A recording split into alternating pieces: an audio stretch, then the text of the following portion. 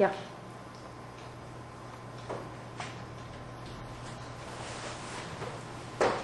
Olen Erki Sula ja tutvustan programmeerimise alust 3 ainepunktilist e-kursust. Ja kursus on loodud Haapsalu Kutsehariduskeskuses arvutiteeninduse eriala õpilastele samanimelise aineõppeks.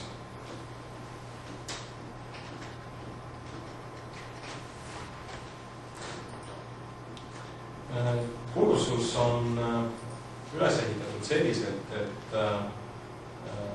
ligikaudu kolmandik õppetööst toimub kohustuslikult auditooriumis ja sinna hulka kuuluvad loomulikult kontrolltunnid ja kontrolltööd ning olulisemad teemad, kus õpilastele on oluline saada kiiresti aru, missugused on need protseduurid, kuidas vahendeid, mida programmeerimisel kasutatakse, kuidas neid kasutada, missugused töövõtted on ja saada ka selgust olulistema teemade puhul, kus on võimalik, et tekivad küsimused. Ja kursus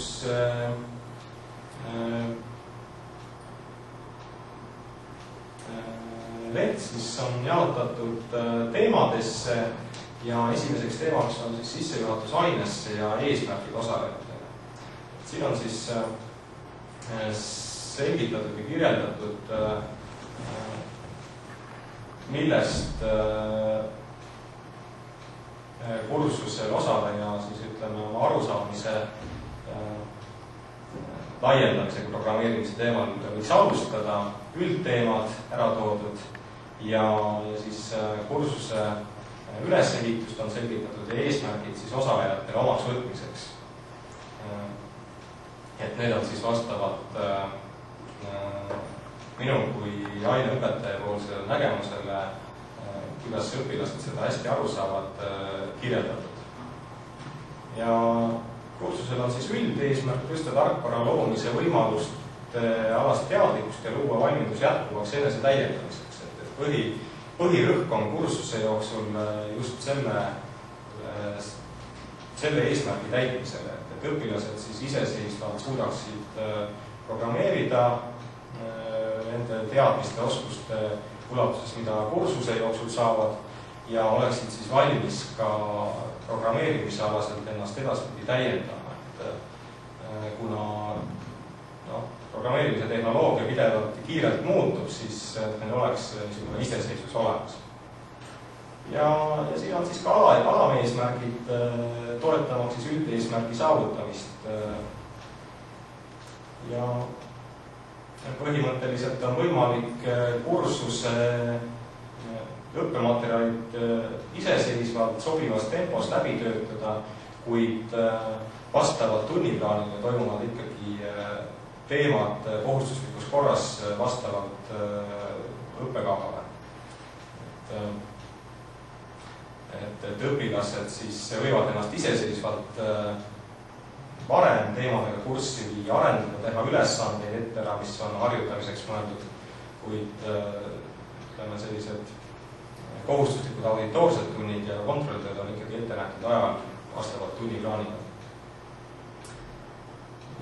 Siin on siis kirjeldatud sisuliselt, et mis on vastavate hinnete 1–5 siis selline sisu ja oluline rõhk nende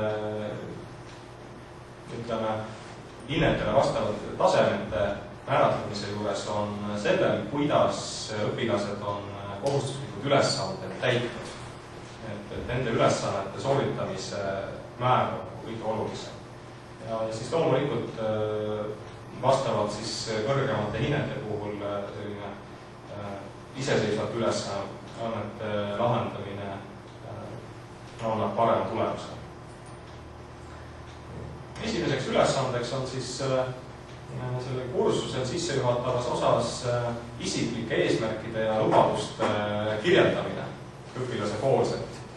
ja programmeerimisaluste kursus on loodud 2007 aasta kevadsemestril ja on paralleelselt kursuse koostamisega juba kasutuses olnud ühel korral. Et siin on siis näha, kuidas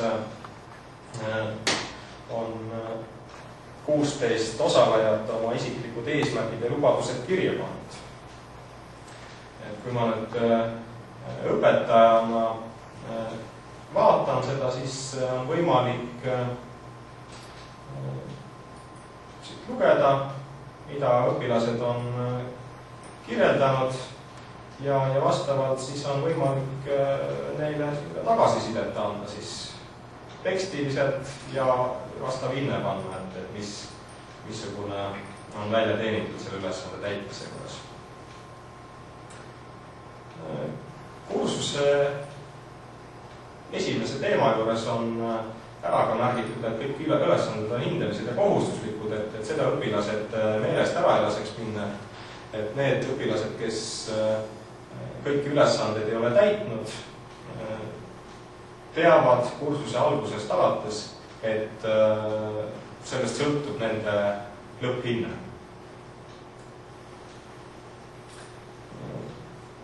Siin on ka viited õpilastele Moodle'i keskkonnas toimetuleku toetamiseks, kasutusjuhendid siis, ja läheksin siit siis edasi.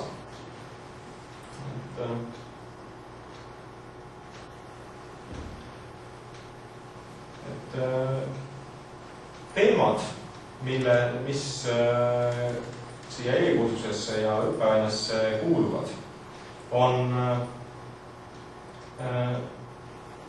kirjutatud vastavate teemaplokkide päistesse, kus siis tumedalt kirjutatu on põhiteema ja selle all on siis vastavalt sisulised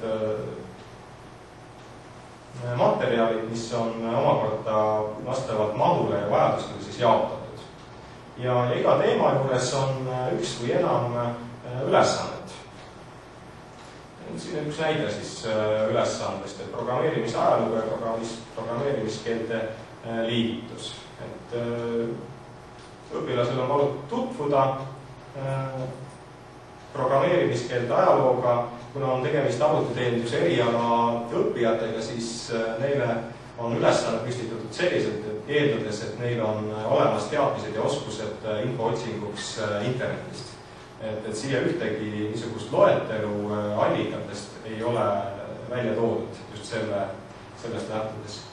Ja siis lühikonspekt on, selle koostamine on siis teine osa sellest ülesandest. Ja nagu eelmise näite puhul siis sarnaselt siis õpilased saavad oma ülesanded ära saata ja õpetaja ülesanne on siis need läbi vaadata, kommenteerida vajadusel ja suunata õpilasi siis, kui mõnikord ei ole ülesandest õigesti aru saadud, seda sobivalt täidetud. Ja siin on ühe ülesande puhul ka, millega tekkis probleem kursus